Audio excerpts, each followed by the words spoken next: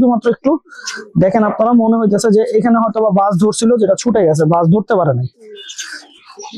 এই সাইডটা খালি একটু পশম কম আছে, দেখছেন? এটা তো মিলি তো ফেরত পাইলাম, এখন মনে হয় এর থেকে ভালো কিছু হারায় ফেললাম, এখন আমার কাছে তাই মনে হইতেছে। এই যে মজার একটা জিনিস আপনাদেরকে দেখাই, হ্যাঁ, রাজশাহীর কবুতরের পা কিন্তু বেগুনি হয় না, ঠিক আছে?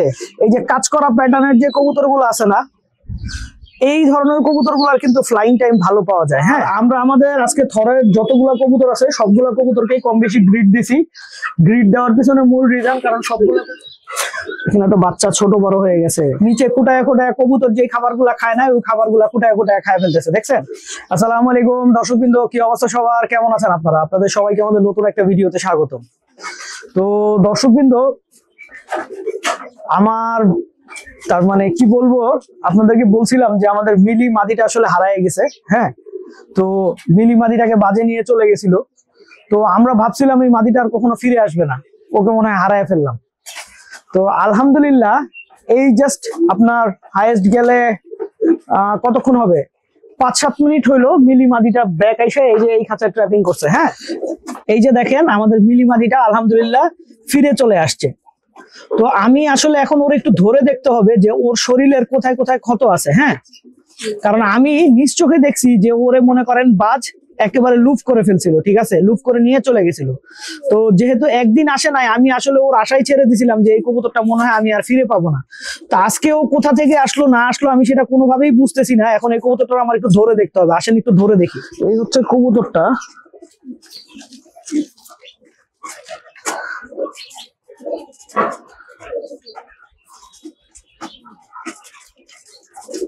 এটা শরীরে তো কোনো ক্ষতই নাই, এই শরীরে কোনো ক্ষত নাই। দেখি তো থলির এই সাইডটা একটু দেখি, এই যে এই সাইডটা শুধুমাত্র একটু দেখেন আপনারা, মনে হইতেছে যে এখানে হয়তো বা বাস ধরছিল, যেটা ছুটে গেছে, বাস ধরতে পারে নাই। এই সাইডটা খালি একটু পশম কম আছে, দেখছেন? বাকি সব সাইডে এই যে দেখেন এই সাইডটা একটু পশম কম আছে খালি, দেখছেন? বাকি সব সাইডে ওকে আছে, শরীরে কোনো জায়গায় একটা ক্ষত হয় নাই।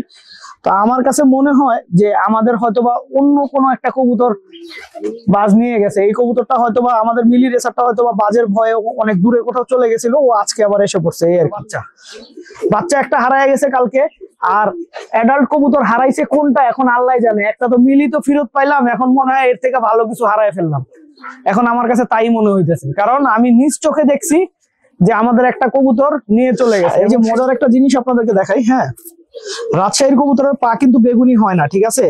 ম্যাক্সিমাম টাইমে রাজশাহীর কবুতরের পা বেগুনি হয় না। আপনারা খেয়াল করে দেখেন, এই আবলক কবুতরটা আমাদের বাসায় আসার পরে এখন কবুতরটার পা বেগুনি হয়ে গেছে, দেখছেন? আপনারা দেখেন এই কবুতরটাকে যদি ইনশাল্লাহ আমরা মনে করেন আর 1.5 বছর যদি ও আমাদের বাসায় থাকে, ওর পা দেখবেন একদম গাঢ় বেগুনি হয়ে যাবে।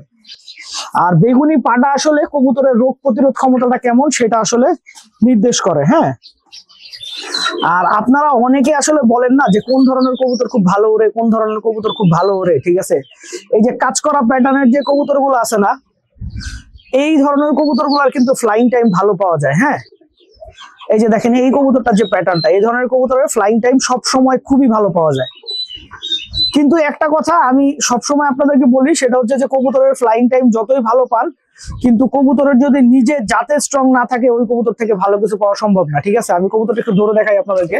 এই যে দেখেন কবুতরটা, ঠিক আছে, এই যে কবুতরটা, ওকে, এই যে দেখছেন কবুতরটা কিন্তু মাশাআল্লাহ দেখতে অনেক সুন্দর, অনেক সুন্দর মাশাআল্লাহ, অনেক সুন্দর লাল গিয়ারের একটা কবুতর, একটা মাদি কবুতর। হ্যাঁ, তো যাই হোক, যারা ফ্লাইং ভালো খুঁজতেছেন তারা আমাদের ঢাকার এই ধরনের কবুতর গুলো আসলে পালতে পারে। আমরা আমাদের আজকে থরের যতগুলা কবুতর আছে সবগুলা কবুতরকেই কম বেশি গ্রিড দিছি। গ্রিড দেওয়ার পিছনে মূল রিজন, কারণ সবগুলা কবুতরেরই বাচ্চা আছে, এবং তার মানে প্রাকৃতিক খনিজ পদার্থর সবচাইতে বড় উৎস হচ্ছে গ্রিড। এবং এই গ্রিডটা ঠিক মতো দিলে কবুতরের বাচ্চার গ্রোথও ভালো হবে, কবুতরের নিজের গ্রোথও ভালো হবে। এই কারণে আমরা কবুতর গুলাকে গ্রিড দিয়ে দিছি সবগুলাকে। এখানে তো বাচ্চা ছোট বড় হয়ে গেছে, এই যে দেখেন এই বাচ্চাটার সাইজটা একটু ছোট, এই বাচ্চাটার সাইজটা একটু বড়, দেখছেন? আপনারা দেখেন সাইডে কি পরিমাণে ময়লা। আমি যদি খালি মাটির সরা দিতাম তাইলে এটার কি অবস্থা হইতো আপনারা বুঝতে পারতেছেন। এই কারণে কিন্তু আমি মাটির সরা দিই নাই। আর এই যে আমার বাসার মেথরেরা, ঠিক আছে, এদেরকে মেথর কেন বলি, এরা হচ্ছে নিচে পড়ে থাকা সব খাবার খেয়ে ফেলে, এবং মুরগি পালার এটাই সবচেয়ে বড় মজা। হ্যাঁ দেখেন নিচে খুঁটায় খুঁটায় কবুতর যে খাবারগুলা খায় না ওই খাবারগুলা খুঁটায় খুঁটায় খায় ফেলতেছে, দেখছেন? তো দর্শকবৃন্দ, ভিডিওটা এখানেই শেষ করছি। আপনারা সবাই ভালো থাকবেন, 5 ওয়াক্ত নামাজ পড়বেন। আসসালামু আলাইকুম।